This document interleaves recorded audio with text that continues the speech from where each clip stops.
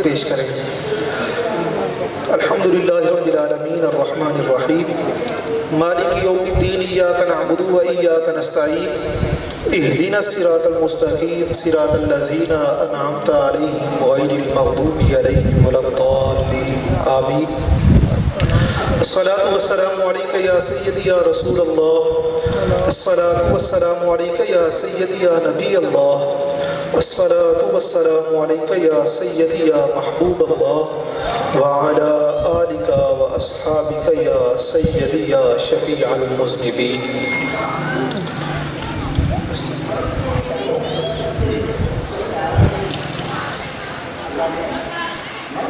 اللہ رب العزت نے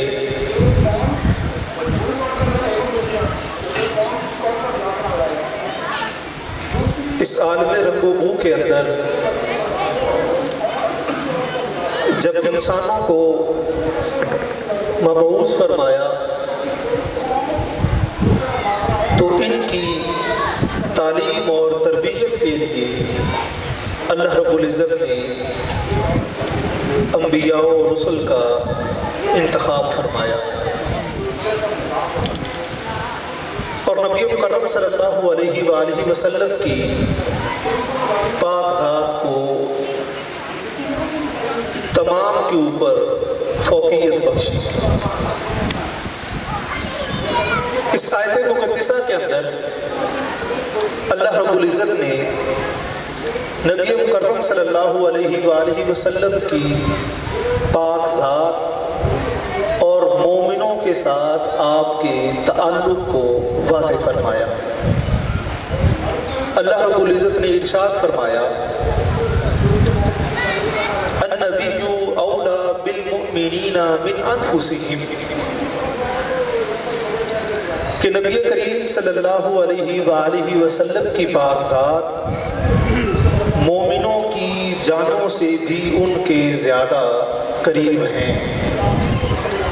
وَأَزْوَاجُهُ أُمَّهَاتُهُمْ، اور آپ کی ازواج مطہرات، آپ کی پاکیزہ بیویاں ان کی مائیں ہیں۔ اب اللہ رب العزت نے نبی مکرم صلی اللہ علیہ وآلہ وسلم کی پاک ذات کا ایمان والوں کے ساتھ جو تعلق بیان فرمایا ہے، اس سے پتہ یہ چلتا ہے کہ نبی مکرم صلی اللہ علیہ وآلہ وسلم کی پاک ذات ایمان والے شخص کے لیے ہر چیز سے اولا اور افضل ہے۔ کوئی بھی چیز، کوئی بھی رشتہ، کوئی بھی تعلق، کسی قسم کا کوئی معاملہ آپ کی ذات کے درمیان آڑے نہیں آ سکتا اگر اس کا ایمان پختہ ہے، اگر اس کا ایمان سلامت ہے۔ اللہ رب العزت نے قرآن کریم میں نبی مکرم صلی اللہ علیہ وآلہ وسلم کو ارشاد فرمایا۔ اللہ تعالیٰ نے فرمایا، قل، اے حبیب صلی اللہ علیہ وآلہ وسلم، آپ ان سے فرما دیں، ان کان آباؤکم، کہ اگر تمہارے باپ، و ابناؤکم، اور تمہارے بیٹے، و اخوانکم، اور تمہارے بھائی، و ازواجکم، اور تمہاری بیویاں، و عشیرتکم، اور تمہارا کنبہ، کہ اللہ رب العزت نے درجہ بدرجہ گن گن کے وہ تمام رشتوں تعلقوں کو بیان فرمایا جو آپ کی ذات کے درمیان آڑے آ سکتے ہیں۔ اللہ رب العزت نے سب سے پہلے والدین کا ذکر فرمایا کہ ان کے ساتھ بچوں کی محبت سب سے زیادہ ہوتی ہے، لہٰذا سب سے پہلے یہ رشتہ آڑے آ سکتا ہے۔ اے حبیب صلی اللہ علیہ وآلہ وسلم، آپ ان سے فرمائیں کہ تمہارے باپ، تمہارے بیٹے، تمہاری اولاد، تمہارے بھائی، تمہاری بیویاں، آگے اللہ تعالیٰ نے فرمایا وَعَشِيرَتُكُمْ، اور تمہارا کنبہ، تمہارا خاندان، تمہاری برادری جس کا تمہیں ڈر رہتا ہے، وَأَمْوَالٌ اقْتَرَفْتُمُوهَا،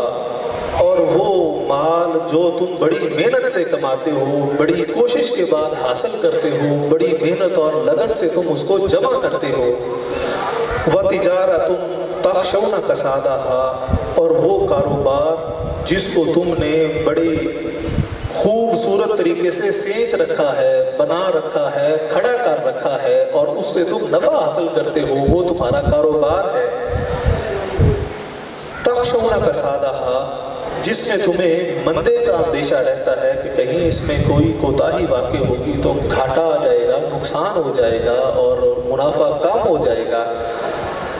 آگے اللہ تعالیٰ نے فرمایا وَمَسَاكِنُ تَرْضَوْنَهَا، اور وہ مکانات، وہ گھر جن کو تم بڑے ذوق اور شوق سے تعمیر کرتے ہو اور تعمیر کرنے کے بعد ان کے اوپر خوشی کا اظہار کرتے ہو۔ اللہ تعالیٰ نے یہ ساری چیزوں کو درجہ بدرجہ ذکر فرمایا کہ پہلے والدین، پھر اس کے بعد اولاد، اولاد کے بعد بھائی، پھر تمہاری بیویاں، پھر تمہارا خاندان، پھر تمہارا مال، پھر کاروبار، اور پھر کاروبار کو اچھا سینچنے کے بعد، نفع حاصل کرنے کے بعد تمہارا وہ مکان، وہ گھر، وہ رہائش۔ احب الیکم من اللہ ورسولہ، تمہیں اللہ اور اس کے رسول سے زیادہ پیارا ہے، اللہ اور اس کے رسول سے زیادہ محبوب ہے۔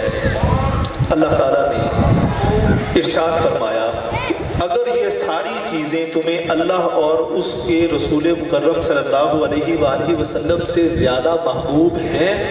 اللہ تعالیٰ نے فرمایا فَتَرَبَّصُوا، پس تم انتظار کرو، پس تم انتظار کرو،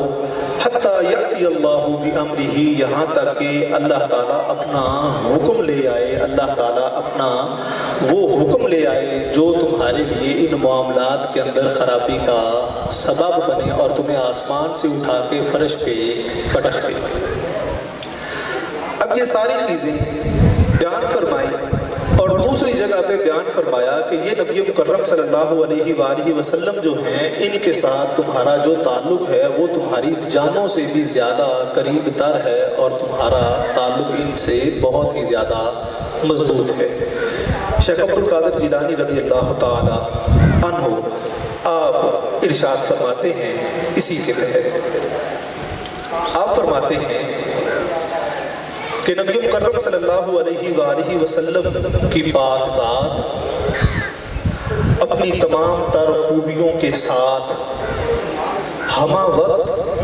جو ایمان والے بندے ہیں ان کے دلوں کے اوپر آپ جو ہیں وہ موجود رہتے ہیں، ان کے دلوں کے ارد گرد آپ گھیرا بنائے رکھتے ہیں، ان کے دلوں کے ارد گرد آپ غلاف بنائے رکھتے ہیں۔ نبی مکرم صلی اللہ علیہ وآلہ وسلم کی پاک ذات ایمان والوں کے دلوں کے ارد گرد گھیرا بنا کے رہتی ہے، موجود رہتے ہیں آپ کی ذات اقدس۔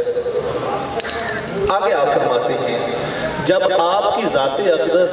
ایمان والوں کے دلوں کے ارد گرد گھیرا بنا کے موجود رہتی ہے تو پھر ہوتا کیا ہے؟ آپ فرماتے ہیں کہ پھر اس سے ان کے دل جو ہیں وہ خوشبودار ہو جاتے ہیں، معطر ہو جاتے ہیں، منور ہو جاتے ہیں، اور ایسے منور ہوتے ہیں کہ وہ بیٹھے فرش پہ ہوتے ہیں اور اللہ رب العزت ان کی حجابات اٹھا کے ان کو خبریں عرش کی عطا فرماتا ہے۔ آگے آپ فرماتے ہیں کہ آپ ہی کی وہ ذات ہے جو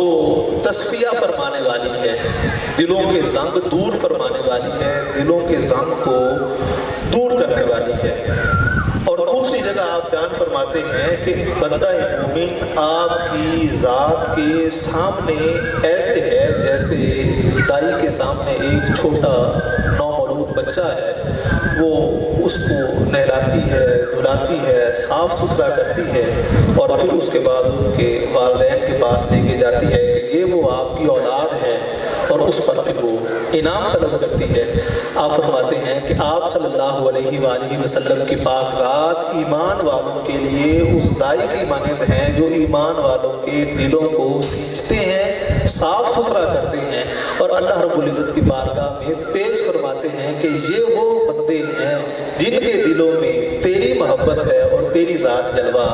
گر ہے۔ جن کے بارے میں اللہ رب العزت نے قرآن پاک میں ارشاد فرمایا ہے کہ قیامت کا دن ہوگا،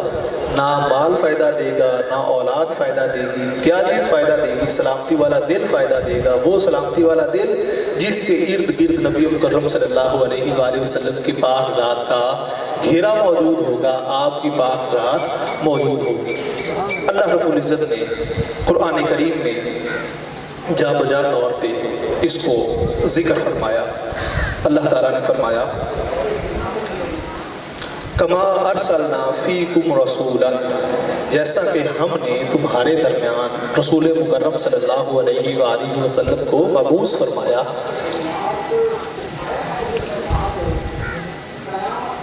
یتلو علیکم آیاتنا، وہ تمہیں ہماری آیات پڑھ پڑھ کے سناتے ہیں۔ قرآن کریم عربی میں تھا، جن کو پڑھ کے سنائی جا رہی ہیں وہ بھی عرب ہیں، فصیح ہیں، بلیغ ہیں، عربی کو جاننے والے ہیں، لیکن اس کے باوجود نبی مکرم صلی اللہ علیہ وآلہ وسلم ان کو پڑھ کے سنا رہے ہیں۔ آگے اللہ رب العزت نے فرمایا کہ وہ پڑھ کے سنانے کا مقصد کیا تھا؟ وَيُزَكِّيكُمْ، وہ پڑھ کے جب تمہیں سناتے ہیں تو پھر اس سے وہ تمہیں پاک صاف کرتے ہیں، تمہارے دلوں کو منور کرتے ہیں، تمہارے دلوں سے وہ گندگیاں دور کرتے ہیں۔ وَيُعَلِّمُكُمُ الْكِتَابَ وَالْحِكْمَةَ، اور وہ نبی مکرم صلی اللہ علیہ وآلہ وسلم تمہیں کتاب اور حکمت کی تعلیم دیتے ہیں، سکھاتے ہیں، احادیث مبارکہ تمہارے سامنے بیان فرماتے ہیں جو تمہارے لیے موتیوں کی مانند ہیں۔ آگے اللہ تعالیٰ نے فرمایا وَيُعَلِّمُكُمْ، اور وہ تمہیں تعلیم دیتے ہیں مَا لَمْ تَكُونُوا تَعْلَمُونَ، جن باتوں کا تمہیں علم نہیں تھا، جن کے بارے میں تم شناسائی نہیں رکھتے تھے۔ یہ قرآن کریم چونکہ عربی میں نازل ہوا، اللہ رب العزت نے قرآن کریم کو عربی میں نازل کرنے کی جو وجہ بیان فرمائی سورہ یوسف کے اندر کہ یہ عرب لوگوں کے لیے نازل کیا گیا ہے، لہذا عربی کو یہ زیادہ اچھے طریقے سے سمجھ سکیں گے، لیکن اس کے ساتھ ساتھ اللہ رب العزت نے نبی مکرم صلی اللہ علیہ وآلہ وسلم کی پاک ذات کو ساتھ مبعوث فرمایا کہ ان کو آپ سمجھائیں گے تو یہ سمجھیں گے، وگرنہ ان کی سمجھ میں اگرچہ عربی جاننے والے ہیں یہ کلام آ نہیں سکتا۔ کیسے ممکن ہے کہ وہ شخص جو اس بات کا دعویٰ کرے کہ ترجمہ موجود ہے اور ہم قرآن پاک کو پڑھ کے اس کو سمجھ لیں گے؟ علامہ اقبال نبی مکرم صلی اللہ علیہ وآلہ وسلم کی پاک ذات کے ساتھ اس تعلق کو اظہار کرتے ہوئے خراج عقیدت پیش کرتے ہیں۔ آپ بیان فرماتے ہیں حق تعالی بے کرے ما آفرید، اللہ تعالیٰ نے ہمارا وجود تخلیق فرمایا، ہمیں بنا دیا، وز رسالت در تنے ما جان دمید، اور نبی مکرم صلی اللہ علیہ وآلہ وسلم کی پاک ذات سے ہمارے جسموں میں جان ڈالی۔ آپ ہمارے جسموں میں جان کی مانند ہیں۔ تخلیق اللہ رب العزت نے فرمایا جب تک آپ کی ذات موجود نہیں تھی یہ جسم مردہ تھا، جب آپ کی ذات جلوہ گر ہوئی یہ جسم زندہ ہو گیا۔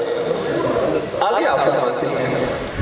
حرف بے صوت اندری عالم بدیم، ہم اس جہان میں بے حرف آواز کی مانند تھے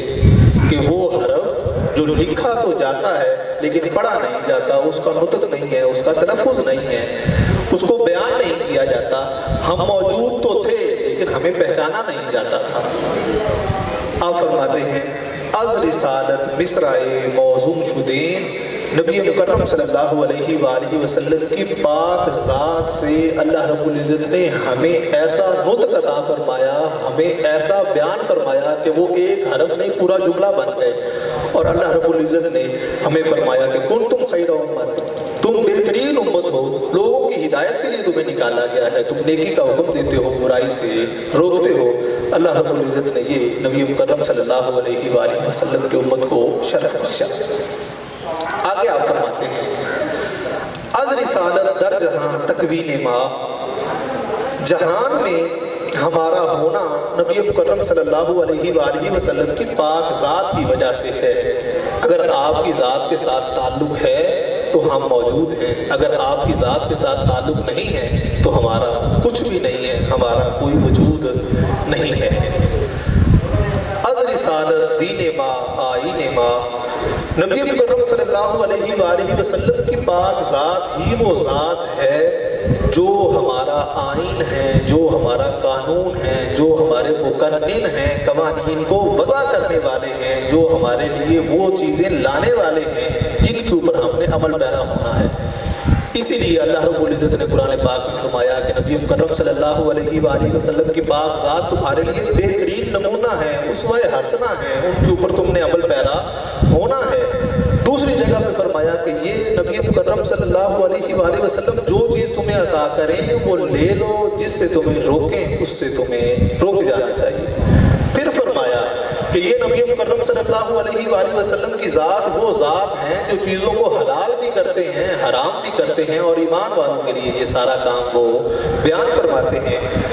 آپ بیان کرتے ہیں کہ از رسالت دین ما آئین ما، کہ آپ کی ذات کے ساتھ جو تعلق ہے وہ صرف دین کا نہیں ہے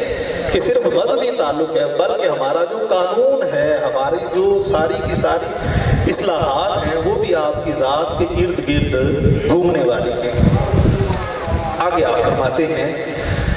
دامنش از دست دادن مردنست، اگر آپ کے ہاتھ سے میرا دامن چھوٹ جائے،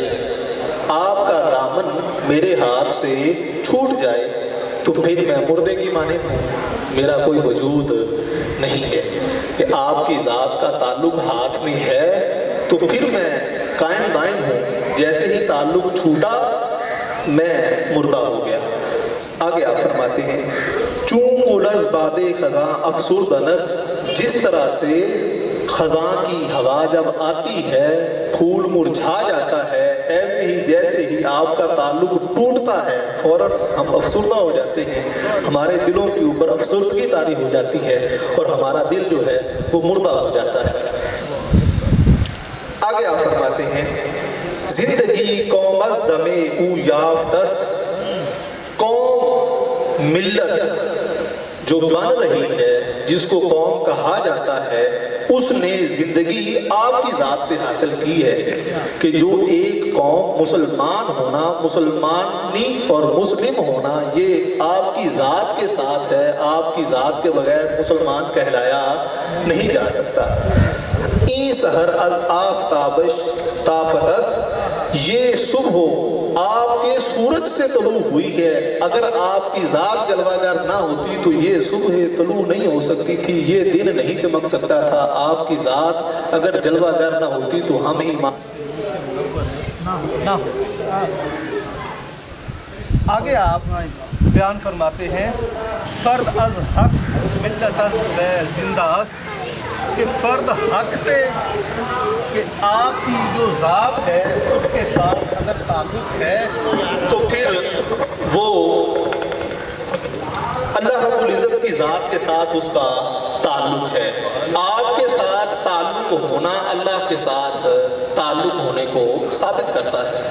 سبھی لوگوں کے ساتھ، سبھی دینوں کے ساتھ جھگڑا ہی یہی ہے کہ وہ اللہ رب العزت کی ذات کو تو کسی نہ کسی صورت قبول کرتے ہیں، جھگڑا اس بات پہ ہے کہ وہ رسالت کو تسلیم نہیں کرتے۔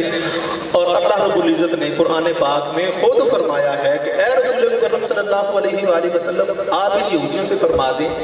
کہ یہ بڑے دعوے دار ہیں کہ ہم اللہ کے محبوب ہیں، ہمیں اللہ بڑا پیار کرتا ہے اور ہم اللہ سے محبت کرنے والے ہیں۔ آپ فرما دیں کہ تمہارا ایمان اس وقت تک کامل نہیں ہو سکتا جب تک تم میری اتباع نہیں کرتے، جب تم میری اتباع کرو گے اللہ تم سے محبت کرے گا۔ اب تم دعویٰ کرتے ہو کہ ہم محبت کرتے ہیں، پھر اللہ دعویٰ کرے گا کہ ہم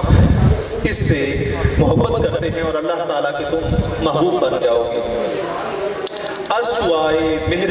تابندہ است، ملت آپ کی ذات کے سورج کی شعاع سے روشن ہے کہ جو آپ کی ذات ہے اس سے جو نور نکل رہا ہے اس سے پوری کائنات روشن ہے اور پورے مسلمان پہچانے جاتے ہیں کہ یہ مسلم ہیں، نبی مکرم صلی اللہ علیہ وآلہ وسلم کو فالو کرنے والے ہیں۔ اگر آپ کی ذات کا نور مسلمان کے اوپر موجود نہ ہو تو پھر کوئی وجود نہیں ہے، کوئی پہچان ہماری باقی نہیں رہتی۔ اس کے برعکس ہمارا معاملہ ایمان کا دعویٰ ہونے کے باوجود یہ ہے کہ ہم جہاں کہیں بھی جاتے ہیں اس بات کے اوپر بضد رہتے ہیں کہ کوئی ہمیں یہ نہ پہچان لے کہ یہ مسلمان ہے۔ واصف علی واصف رحمہ اللہ تعالیٰ آپ فرماتے ہیں کہ ایک یہودی اپنے یہودی ہونے پہ فخر کرتا ہے اور وہ برملا طور پہ اس کا اظہار کرتا ہے کہ میں یہودی ہوں، عیسائیت کا پرچار کرتا ہے اور اس کے اوپر بضد ہے کہ میں عیسائی ہوں، جبکہ دوسری طرف مسلمان ہے وہ جہاں بھی جاتا ہے وہ چھپتا پھرتا ہے کہ کسی کو پتہ نہ چل جائے کہ میں مسلمان ہوں، جبکہ یہ بھی معلوم ہے کہ ہمارا دین سچا ہے، ہمارے نبی سچے ہیں، ہماری کتاب سچی ہے اور ہم نبی مکرم صلی اللہ علیہ وآلہ وسلم کو ماننے والے ہیں۔ آپ فرماتے ہیں اسوائے مہر او تابنداست کہ آپ کے سورج کی شعاع سے جو نور نکل رہا ہے اس سے ہی امت مسلمہ کو پہچانا جا رہا ہے۔ آگے آپ فرماتے ہیں از رسالت ہم نوا گشتے میں ماں کہ ہم سب رسالت کے فیض سے یکجا ہو گئے ہیں، کہ رسالت مآب صلی اللہ علیہ وآلہ وسلم کا فیضان ایسا فیضان ہے کہ اس نے ہمیں ایک مرکز پہ جمع کر دیا ہے، وگرنہ ہم بکھرے ہوئے تھے قبیلوں کے اندر، ذات پات کے اندر، اونچ نیچ کے اندر کہ وہ بڑا ہے، یہ چھوٹا ہے، وہ امیر ہے، وہ غریب ہے۔ جب آپ کی ذات جلوہ گر ہوئی سب ایک ہی صف میں آ کے کھڑے ہو گئے، کوئی امیر نہیں، کوئی غریب نہیں، سب مسلمان ہیں اور نبی اکرم صلی اللہ علیہ وسلم کی ذات کے سامنے برابر ہیں۔ ہم نفس ہم مدعا گشتے میں با اسی فیض سے ہم ساتھی اور ایک مقصد والے ہو گئے، ہم بھائی بھائی بن گئے اور ہمارا مقصد ایک ہو گیا کہ ہم نے نبی مکرم صلی اللہ علیہ وآلہ وسلم کی اتباع کرنا ہے۔ رومی فرماتے ہیں کہ نبی مکرم صلی اللہ علیہ وآلہ وسلم کی اتباع تیرے لیے لازم اور ضروری تو ہے، لیکن اس کے لیے ضرورت اس امر کی ہے کہ پہلے تو اپنے اندر پیاس پیدا کر۔ جب تک تو طلب کا اظہار نہیں کرے گا تیرے اوپر اللہ رب العزت اپنے انوار و تجلیات کا کرم اور فضل نہیں فرمائے گا۔ آپ چند اشعار کے اندر بیان کرتے ہیں کہ تو کس طرح سے اللہ رب العزت کے سامنے اپنی پیاس کا اظہار کر سکتا ہے۔ آپ مثال دیتے ہیں گرمی کا موسم ہوتا ہے، پانی کی کمی واقع ہو جائے تو کھیتی، درخت، پتے اس کے وہ بیان کرتے ہیں کہ ہمیں پانی کی ضرورت ہے، وہ مرجھا جاتے ہیں۔ آپ فرماتے ہیں کہ تیرے اوپر بھی ایمان کی رحمت برستی ہے اور ایمان کا نور تیرے اوپر اللہ رب العزت کی ذات برساتی ہے۔ جب تو پیاس کا اظہار ہی نہیں کرے گا تو کیسے ممکن ہے کہ تیرے اوپر وہ اپنے انوار و تجلیات کو برسائے۔ آپ فرماتے ہیں آب کم جو تشنگی آور بدست کہ تو پیاس پیدا کر، اللہ رب العزت پانی کا انتظام خود فرما دیتا ہے۔ تاب جوشت آب از بالا و پست جب تو پیاس کو پیدا کرے گا اور اس بات کا اظہار کرے گا، اس بات کے اوپر کمر بستہ ہو جائے گا کہ میں نے نبی کرم صلی اللہ علیہ وسلم کی ذات کے ساتھ اپنے تعلق کو مضبوط کرنا ہے، تو اللہ رب العزت اوپر سے، نیچے سے، دائیں سے، بائیں سے ہر طرف تیرے لیے رستے کھول دے گا اور تو نبی مکرم صلی اللہ علیہ وآلہ وسلم کی سنتوں کے اوپر چلا جائے گا۔ آپ فرماتے ہیں کہ پیاس پیدا کر، پانی جو ہے وہ اللہ رب العزت خود پیدا فرمائے گا، وہ آسمان سے بھی برسائے گا، وہ زمین سے بھی نکالے گا اور ہر طرف سے پانی کا تیرے لیے انتظام کر دیا جائے گا۔ آگے آپ مثال دیتے ہیں وہی کہ زرع جاراں کس جواہر مزمرست کہ تیری جان ہے، یہ وجود جو ہے یہ تیرا ایک کھیتی کی مانند ہے، اس کے اندر موتی چھپے ہوئے ہیں، جو موتی ہیں وہ سانس کی مانند ہیں اور یہ تیرے اس وجود کے اندر چھپے ہوئے ہیں اور یہ وجود والی کھیتی کے اندر چل رہے ہیں۔ ابر رحمت پرز آبِ کوثرست جب تو پیاس کا اظہار کرے گا تو پھر اللہ رب العزت تجھے قیامت میں تو آب کوثر پلائے گا، اس دنیا میں بھی اس آب کوثر کا تجھے وہ جام پلائے گا اور تجھے ایسے کر دے گا کہ تو شاد بھی ہوگا، آباد بھی ہوگا، تجھے کوئی غم نہیں ہوگا، تو پریشان نہیں ہوگا۔ جنتیوں کی سب سے بڑی خوبی یہ ہوگی کہ وہاں پہ پریشانی نہیں ہے، خوف نہیں ہے، غم نہیں ہے۔ جب بندہ اللہ رب العزت کی ذات کے سپرد کر دے گا اپنے آپ کو اور نبی مکرم صلی اللہ علیہ وآلہ وسلم کی اسوہ حسنہ پر چلے گا تو پھر فائدہ یہی ہوگا کہ کوئی غم نہیں ہوگا، کوئی پریشانی نہیں ہوگی، اور اللہ رب العزت کی ذات کے انوار و تجلیات ایسے برسیں گے کہ اس کی جو جان کے اندر جو موتی چھپے ہوئے ہیں وہ کارآمد ہو جائیں گے، اور اس سے پھر ایک اچھی فصل حاصل ہوگی، ایسی فصل حاصل ہوگی جو اچھا نفع دے گی۔ رومی اس کی دوسری جگہ پہ مثال دیتے ہیں، آپ فرماتے ہیں کہ تیرا جو وجود ہے یہ بٹوے کی مانند ہے، اس کے اندر جو تیری سانسیں ہیں یہ اس میں لکڑی کی مانند ہیں۔ بٹوے سے نقدی نکالو گے، خرچ کرو گے، چیزیں خریدو گے، نقدی ختم ہوتی جائے گی، چیزیں آتی جائیں گی۔ اگر اس سے تم اچھی چیزیں خریدو گے تو وہ تمہیں کام آئے گی، اگر اس کو تم ضائع کر دو گے بٹوا خالی ہو جائے گا، لیکن کام کی چیز تمہارے پاس میسر نہیں ہوگی۔ آپ فرماتے ہیں کہ تیرے وجود کے اندر جو سانسیں ہیں یہ لکڑی کی مانند ہیں، ہر لمحہ ہر گھڑی یہ لکڑی کم ہو رہی ہے، اضافہ نہیں ہو رہا بلکہ کمی ہو رہی ہے۔ تیرے لیے ضروری ہے کہ تو ہر سانس، ہر لمحہ، ہر گھڑی وہ چیز ان سانسوں کی عوض لے جو تجھے اللہ رب العزت کی ذات کے سامنے سرخرو کر دے، اور تیرا ہر لمحہ ہر گھڑی نبی مکرم صلی اللہ علیہ وآلہ وسلم کی پاک ذات کے ساتھ تعلق جو ہے وہ مزید مضبوط ہوتا چلا جائے۔ جب تو اس بات میں لگے گا تو پھر تیرے یہ سانس جو ہیں یہ کام آئیں گے، اگر تو اس بات میں نہیں لگے گا تو پھر تجھے یہ کام نہیں آئیں گے۔ آپ اس کے اوپر ایک اور مثال دیتے ہیں، آپ فرماتے ہیں کہ اگر تو پیسے انویسٹ کرنا چاہتا ہے اور انویسٹمنٹ کرنا چاہتا ہے کہ میں پیسے خرچ کروں اور ایسی چیز کو لے کے محفوظ کر لوں کہ جو مجھے کام آئے گی، آپ فرماتے ہیں کہ تو بے وقوف ہے، تو اپنے سانسوں کو خرچ کر کے ایسی چیز خرید رہا ہے جو برف کی مانند ہے، جو پگھل جائے گی۔ آپ فرماتے ہیں کہ برف کو کبھی سٹاک نہیں کیا جا سکتا کہ کوئی بندہ یہ کہے کہ میں برف خرید کے اس کو محفوظ کروں اور مہنگی ہو جائے گی تو پھر بیچوں گا۔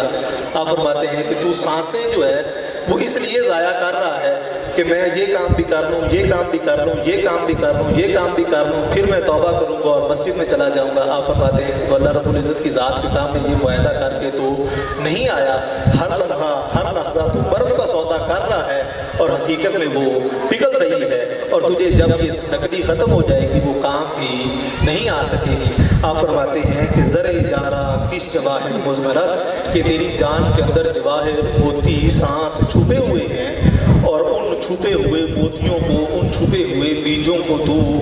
ایسے منور کر کہ اللہ رب العزت کی ذات تیرے اوپر انوار و تجلیات کرے اور تجھے دنیا میں رہتے ہوئے ہی آب کوثر کا جام عطا فرما دے۔ آپ فرماتے ہیں تا سقاہم ربہم آیت خطاب تشنا باش اللہ عالم بالصواب، کہ اس وجہ سے اللہ رب العزت نے فرمایا ہے کہ قیامت والے دن ان کو شراب طہورا پلائی جائے گی، کس وجہ سے کہ وہ اس دنیا میں رہتے ہوئے ہی اللہ رب العزت کے جام اس قدر پی چکے ہوں گے کہ وہ جنت میں تو ہوں گے لیکن وہ متلاشی اللہ رب العزت کی ذات کے ہوں گے، جنت میں چلے جائیں گے، وہ سارے معاملات دیکھیں گے، اور پھر وہ فرشتوں سے سوال کریں گے کہ یہ ساری چیزیں تو ہمیں دنیا میں بھی نظر آتی تھیں، ہمیں وہ چیز چاہیے کہ ہم محبوب کا دیدار چاہتے ہیں۔ پھر اللہ رب العزت ان کو اپنا دیدار کروائے گا جس کے وہ اصل طالب ہوں گے۔ اللہ رب العزت کی پاک بارگاہ میں دعا ہے کہ وہ ہمیں نبی مکرم صلی اللہ علیہ وآلہ وسلم کے پاک اسوہ حسنہ پر عمل پیرا ہونے کی توفیق عطا فرمائے، ہمارے دلوں کو اپنی ذات کا نور عطا فرمائے۔ شاہ چیرب کر بنواز گدار۔